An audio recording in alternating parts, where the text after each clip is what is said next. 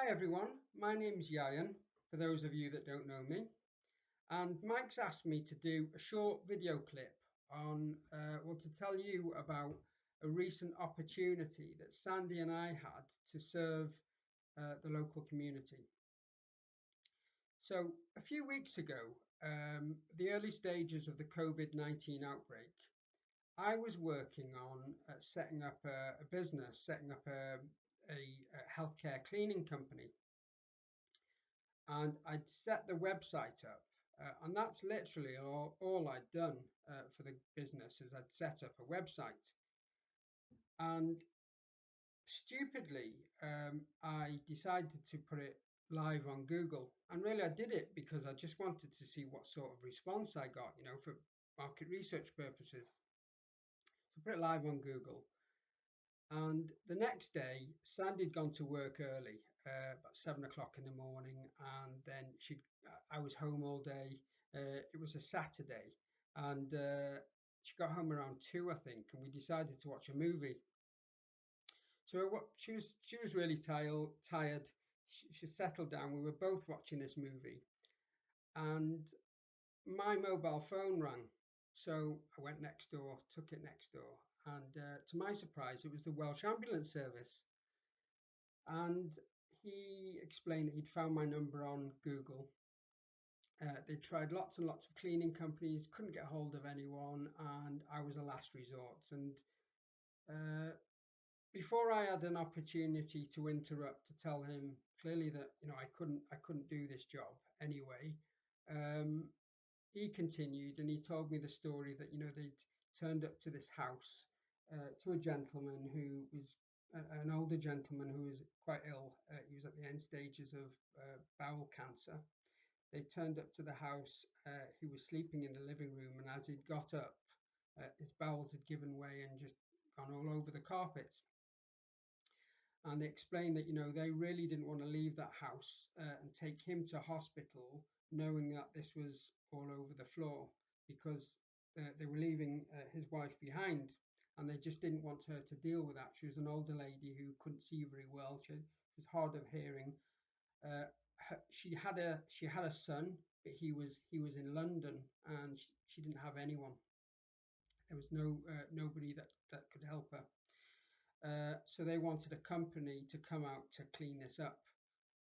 So I listened to the story, and when he finished the conversation, I immediately said, "Yes, of course, I'll do it. I'll be there, and I'll bring a team, and I'll be there within the hour."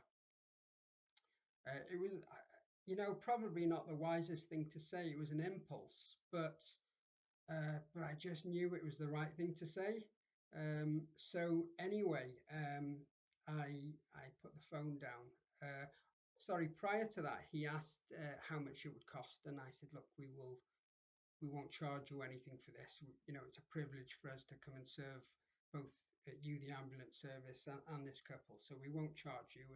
And he was really grateful, almost emotional about that, and quite surprised.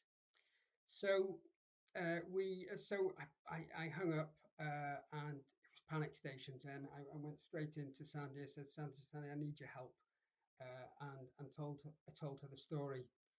She was really annoyed. How could you put it live on Google? You're not prepared. You've got no equipment. This is madness. And she was right, of course. And but nevertheless, I was determined. I wanted to do this.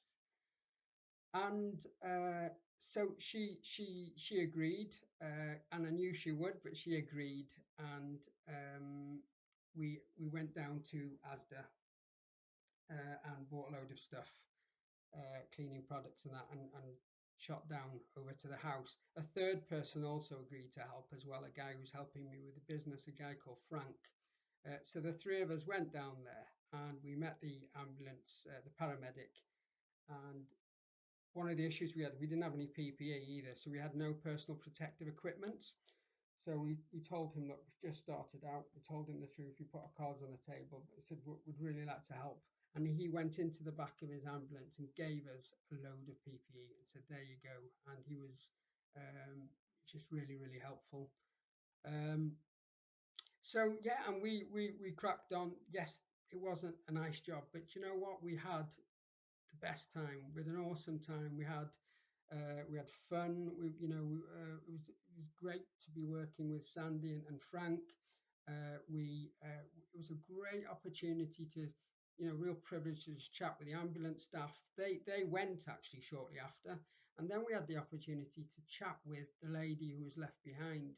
And we were there. We felt that we had we lifted her spirits a little bit. She enjoyed chatting with us, and yeah, it was just a real privilege, really. And I'm just really thankful to God for that opportunity. Now, that was prior to us being told that we weren't, that we had to stay at home. And I've actually got cystic fibrosis, so I have to stay at home now. And I probably wasn't sensible at that stage to be going out with jobs like that. But I was so thankful and grateful for that opportunity to serve. And I'm just looking forward to continue doing those sorts of jobs in the future, where I'm able to serve people like that. Thank you for listening.